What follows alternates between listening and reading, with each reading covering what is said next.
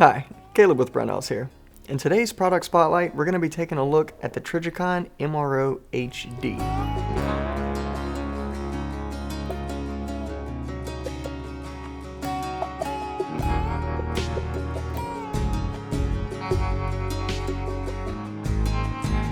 So if you're familiar with the MRO series that Trijicon's been making for a good while now, you'll know that that's an extremely good, reliable optic.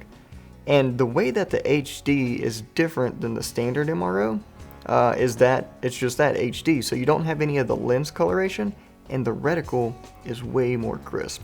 So the reason they did that is to not just have a better reticle, but to actually make it optimized for magnifier use. So if you're going to run a magnifier behind this, this is the one to get. Even if you're not, just having that more crisp reticle is still a really good feature. So I'll walk you through some of the features of this miniature rifle optic here, and we'll go from there. So let's start with the actual adjustment, or the actual power switch itself. So you'll notice it's on top here, and there's the MRO HD reticle, which is your dot with the crosshair kind of around that, and that is a great reticle. But if you're like me, you prefer just to use the standard dot. There's also an option for that as well. So the actual cap itself, if you go one direction, you have two low daytime settings, and then you have two night vision settings. You can go back to off, and then you have 3, 4, 5, 6 more daytime settings. So ton of options there as far as the actual settings go. And if I just go straight the other way, then I end up with the different reticle. So it's easy to kind of know where you're going to be muscle memory. If you pick it up, you know that you have your two lower settings one direction, and then your other brighter settings in the other direction. So really cool feature there. The actual adjustments itself, your windage and elevation here, there's no cap over them. They just sit nice and flush with the body.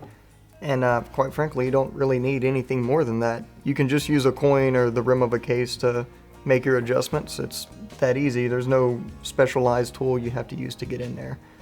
Same thing with the actual battery cap. It's just your standard slotted cap.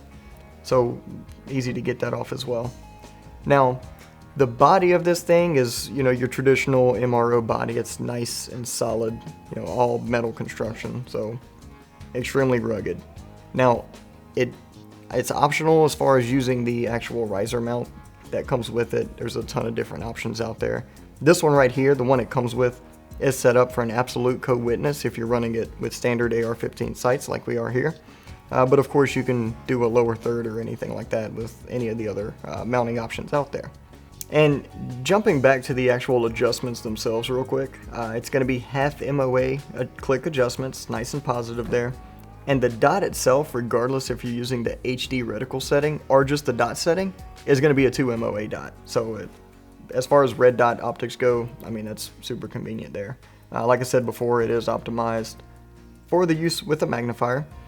And there's a ton of options out there as far as aftermarket accessories for this, and that's kind of how you know you have a good product there. And a lot of other companies are supporting it, whether it be Unity, Reptila, any of those other companies out there. So as you can see here, I am playing with this one on my personal rifle. Honestly, one of my favorite features of the MRO, not just this one, but pretty much all the MROs in the past, is the field of view you get. You can shoot with both eyes open without a whole lot of clutter there getting in your way, and that's a really good feature for me personally, and that's why I like to run this optic on my personal firearms. So if you haven't already had the chance to get your hands on it, get out there and get your hands on this optic and get some rounds down range with it, and you'll see exactly why I like it so much. So if you have any questions or comments, feel free to post them down below. If you've tried this optic, I'd like to hear what you think about it. And if you haven't already, go ahead and smash that like and subscribe button. Thanks for joining us, and we'll see you next time.